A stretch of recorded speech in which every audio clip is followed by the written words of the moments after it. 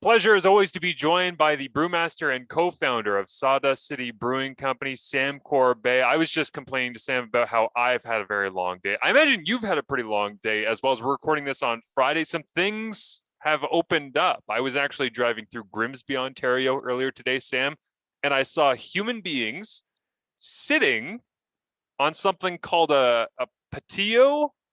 I don't know. Yes, It's I been a think it's while. pronounced patio, but I mean my inflection might be off. But yeah, you know what? We opened ours up today. We didn't have as nice a day as I'm actually here in Oakville now, but Yeah. this morning it was raining. We had 14 straight days of sun, and the day we opened our patio, sure enough, the skies opened up. But you know what? People were still on the patio. They did not Yes. care. They put up an umbrella and they sat there and they had a smile on their face. So it's good to see people back out. Like I was in the back and I'm like, I wasn't sure if people were going to be there. So I popped my head out and of course there they were. I'm like, oh my God, this is so nice to see. Yeah. It's been way, way, way too long. Yeah, absolutely. It was because I haven't been on a patio yet. I actually had the funny thought when I saw people on a patio. I'm like, I wonder what's going through their head right now. I'm like, there's probably, the moment where you get seated and you think to yourself, wow, this is really nice. And then you sit there for the first couple of minutes and I bet there's not a lot of conversation. Like I feel as though if it were me and I was sitting on a patio, I would just want the first 5 minutes to be me just sitting there going, yeah, Breathing it in, getting yeah, it all. yeah. We drove by the beer town over here at Trafalgar and Cornwall and rammed like Really? every seat just packed, which is great. It's good to see like people are out full force. No one's waiting. It was nice and sunny at around 5 o'clock. Like it was beautiful. So post work Friday afternoon, patios rammed. It's good to see these people back out and not just because they're having beers, but because they're supporting local businesses and just having faces with smiles on their faces. Yeah, absolutely. And again, don't forget tip your servers, right? It's been a while, right? For Oh everybody yeah, that's the front of house staff, like they got to get back into the swing of things too. So just be extra generous on the tip if you have the ability to, because they deserve it because they've been away forever. So just a general reminder on that one. If people are going to the saloon, they're going to get out there on the patio in Gravenhurst and enjoy some Sawdust City beer. We have got a fantastic option for them today that we are breaking down here in our happy hour tastings. And it is the Passionfruit Guava Flavored Kettle Sour. I have to admit, last weekend when I got my monthly shipment of wonderfulness from you guys, I ended up doing what I now do every time I get the big box of Wonderful, and it's splitting half of each beer with my fiance, and we just taste them together. And basically on a Saturday afternoon where we're both not working and little man goes down for a nap, we split them. And this was her winner. This was her favorite that came out of that group. She loved Patio Nights, which we're going to review in a future week, but she loved this because it was a hot, sunny day. And this, what she's not a huge fan of sours. We're going to talk here about sours in a second, but not a huge fan of sours. But this one was not overwhelming in a way that it actually invited her. So tell us about the origin story and the creation behind this before we get into some of the finer details. well, this one began its life. A lot of our sours began their life as Coriolis effect, which is our base kettle sour, which we've been brewing for a long time. About 5 years ago, we started doing variants of it and adding flavors, playing with it. And this one, we were doing my brother actually had a beer festival up in Muskoka called Sessions Muskoka. And in that festival, there was all the local towns were able to put forth a beer to be picked, and it would go on to get a listing at the LCBO. So we had three different variants of Coriolis. We had Tepache, we had lime jalapeno, and we had passion fruit guava. And we just let the crowd pick. The crowd picked this one. This one came from James Benson again. He was on a couple weeks ago. Yeah. This is one of his choices. And we've been making it ever since. It's been a huge fan favorite. And now this year with this awesome new can, like that Sandy came up with, it's absolutely fantastic. But like this is it's not overtly sour. It's actually like it's about a 50% sour. Like it's cut back because those teeth scratching sours that sometimes are a little hard to get into. Why is it that you believe, Sam, that sours are such a firing point for conversation? Because of all the different types of beer, all the different styles, I know it's good, right? But all the different types of beer and styles that I talk with my friends about when we're out having beers or we're having beers on Zoom or whatnot, sours always seem to be the one that is just splits people down the middle. Why is that?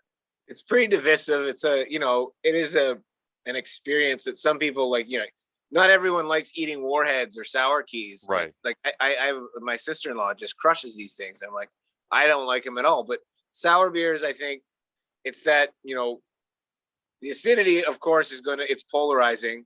So a lot of what we've done in order to mitigate a lot of that is, when we first started doing sours, it was the same as like with hoppy beers. It's an arms race. Everyone's just going higher and higher and higher, more sour, more sour, more sour. But you don't really enjoy a bunch of them. It's hard to get behind something that's, stripping the enamel off your teeth and you get gut rot and you need a Tums after you're done with it. So, early on we decided that we were going to dial back sour, make it something that is more of a component to the beer that makes it more drinkable. And this is what this does. It gives it that lemonade, refreshing, palate cleansing pop of acidity without being overpowering. And then you blend in the fruit, so the Passionfruit Guava, and you get like floral, fruity, sour, sweet, and just overall. And the alcohol is only 3.5%, so it's very drinkable. Right. And we've done the same thing with our sour IPAs. We dial back the sour to let the other parts shine too. I think, when you think about food, you don't want to eat straight sour food. You want to eat where they use acidity to make the food taste better. Like you put a pickle on a hamburger because that sourness cuts through the savory of the beef. So you need to have these components to make it more drinkable and more palatable. It's funny hearing you say that, you cut it back and make it extremely drinkable, because I remember when we were talking about the Mojito IPA and you said, I'm a little scared. You're like, it's a pretty high ABV and, maybe it's going to be 1 or 2 and people will kind of tap out. But this one is completely different, as you say. And it's interesting for a sour. It's so smooth. That was the first thing that jumped out to me, is that obviously having the lower percentage would play into that, but being able to have something that is that drinkable, that smooth, but doesn't come across as juice. Because that's the other thing with a lot of these, is when you get the fruit involved, a lot of the time from other places that I've had this type of beer, this style, is it just ends up tasting like a beer where a bunch of fruit juice and sugars got added. But this doesn't leave that sugary taste in your mouth at the end. We still ferment everything out. So when we actually add the fruit in right at primary fermentation, so the fruit ferments alongside the wort. So we end up with a homogeneous liquid that has no possibility of that extra sweetness continuing to carbonate in the can. You don't want any can bombs. So, and it ties it all together. We didn't want it just, like you said, to taste like juice. Some of them just seem kind of silly to me when you look at them. You're like, well, as a human, I could just take some vodka and pour it into orange juice and do that myself. But this is something that, this is a drink we created and fermented it and, designed to be like this. And it took us, we've been playing with it over those 5 years, trying to get it right into that wheelhouse. And I think we finally got, the level. It used to be a little bit more dry, but we've slowly increased the finishing gravity to fill it out a bit and not feel so thin, give it a bit of body. The acidity cuts through everything. So it's, now it's very balanced. I do love the idea of somebody just taking out vodka and OJ, making a screwdriver, and then going, "Look, Mom, I'm a brewmaster." It's like, no, that's not how that works. That's a whole other conversation. Yeah, I mean, it's the additions of juice are fun, and there's some excitement there. But sometimes, maybe I'm a little old school, like old man shakes cloud at fist, but fist at cloud. But like, I don't know. There still has to be some art to this, and we like to play with it a little bit. The passion fruit guava, this might be a better question for James, but I'm sure that you are aware of kind of the final decision making on all of this. How do you land there? How do you land on passion fruit guava? Because there's a lot of different kind of softer ripened fruits that could play into it, whether it be like a mango, apricot, peach, anything in that kind of family that could have been available too. But this combination is really unique, and it also hits exactly as you would hope to. Because anybody that goes out and again buys store bought guava juice or something, it comes across as that without having the 26 grams of sugar that are in all those drinks. Well, we reached out to our supplier, and he gave us some samples of we picked a bunch of different ones, and we did like not small. We just blended it out with Coriolis and tasted which ones we liked, and some of them were like different fruits. There's some pineapple, there's some mango, and we tried them all, and this was the one that worked the best. So that was James's side. He was doing that fruit. At the time, Caleb was doing the tepache, which is a Mexican spicy pineapple drink. And then I was doing the jalapeno lime. So we all kind of were coming at it from different angles, and he found the fruit that he liked the best. And that's how he landed on it. Like, it wasn't, that was one of the ones he wanted to do, but he had a couple other ones, and that's the one that worked the best. So we stuck with that one. And glad we did, because it's going over pretty well. And every year when it comes out on May 2-4 weekend, it's, it goes like gangbusters. And it's sort of like, same with juicing. It's sort of like the kickoff to summer and making something you can have a bunch of, sit by the dock, summertime, relaxing. It's only 3.5%. No worries. Yeah. Yeah, it's perfect. It's smooth. It is delicious. Again, the passion fruit guava flavored kettle sour. I had a feeling that you were the one who did the lime jalapeno. I don't know why. Just from our conversations, that seemed like something that was down your alley. How proud were you of that thing? Like that must have been an amazing creation, because even the tepache that you're talking about, the Mexican style, I'm thinking like, man, if you were to do tacos and have that like pineapple kind of spiced mix in as well, was really I'm like, all three of those sound amazing. So the jalapeno lime, yeah, I actually bought all the jalapenos and cored them, roasted them in my oven at home, and then froze them. So we used about 200 jalapenos. I bought like literally every jalapeno in Bracebridge. I drove to every grocery store, bought them all, and it smells so fantastic. Like, for me, it's not about the heat; it's about the flavor of jalapeno. I love the skin flavor, the flesh of the jalapeno. And then, of course, lime. We've used it again. And with the mojito, it translates so well with that zest. It's so fresh. And it just sort of instantly transports you to warmer climes. And with the sour from the Coriolis, like, it really worked well. We debated bringing that to the LCBO, but jalapeno you have sour, and then you have heat, which is even further polarizing. Right. Like, we didn't have the heat. It's just a flavor. So you're already going to get people that are like, not hot enough. Or people are like, oh, it's too spicy, even though there's no spice.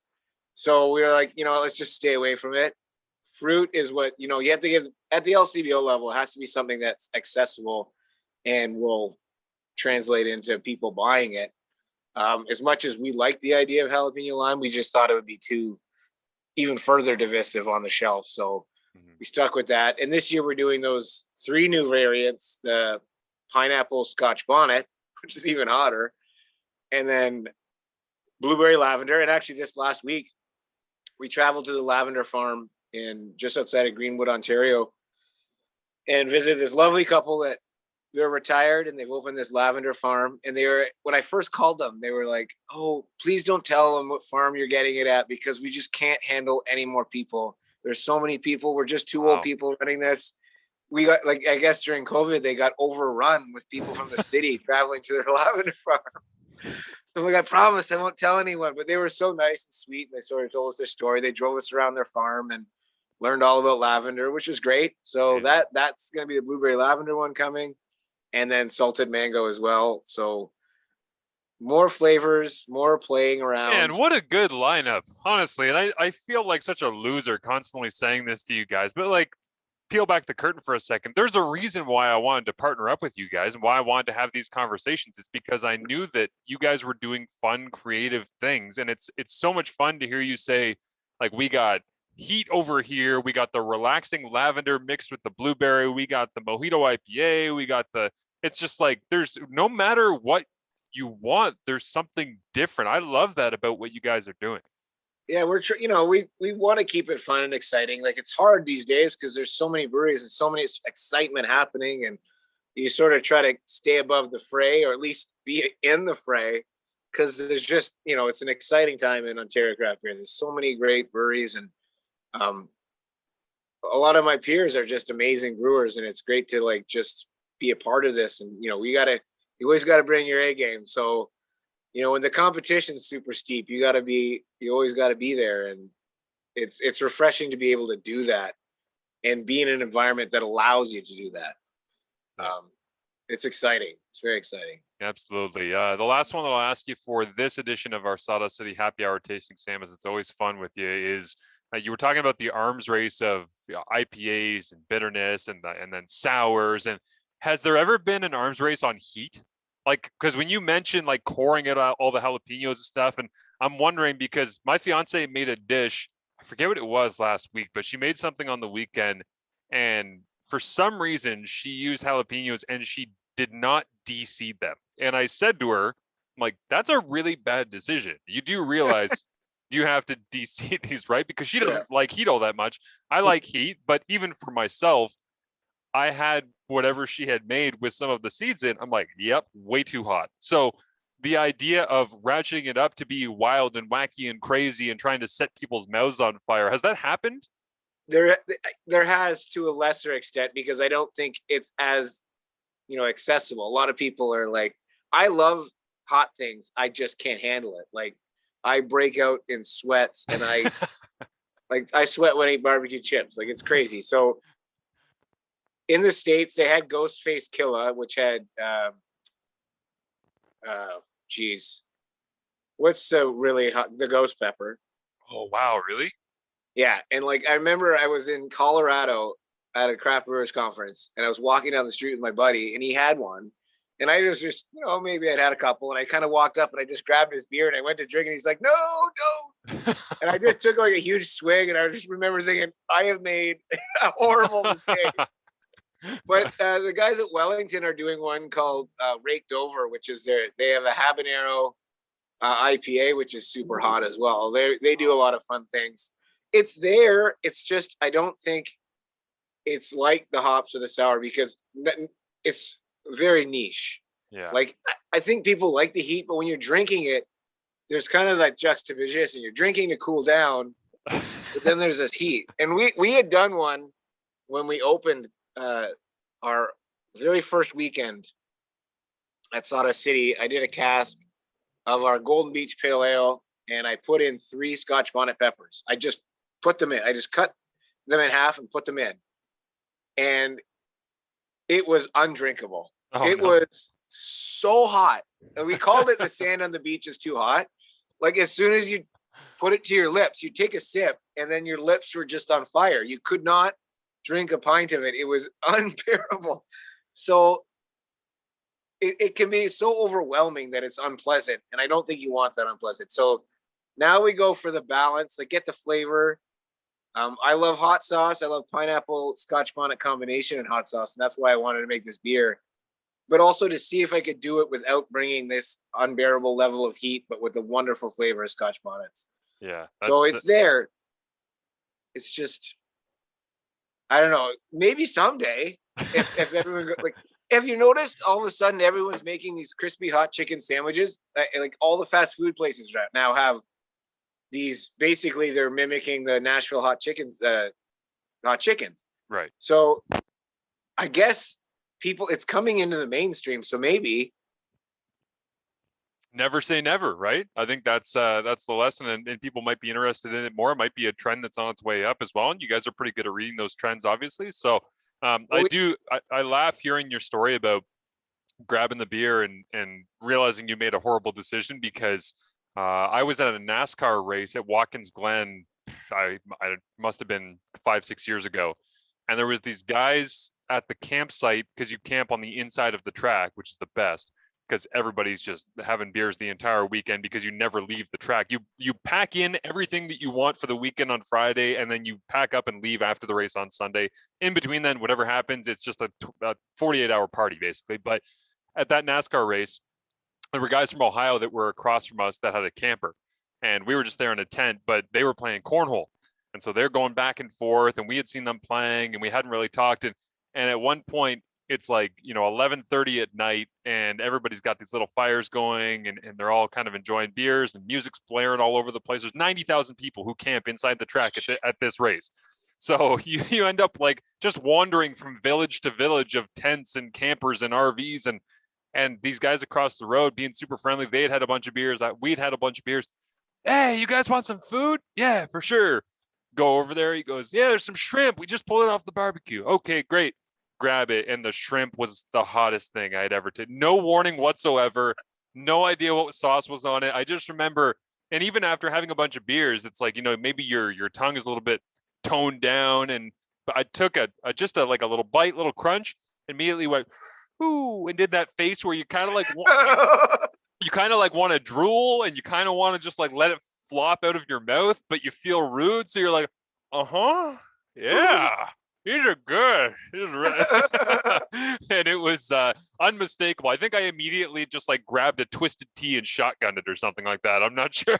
That might have been the answer because we were drinking in case of emergency, smash glass. Exactly.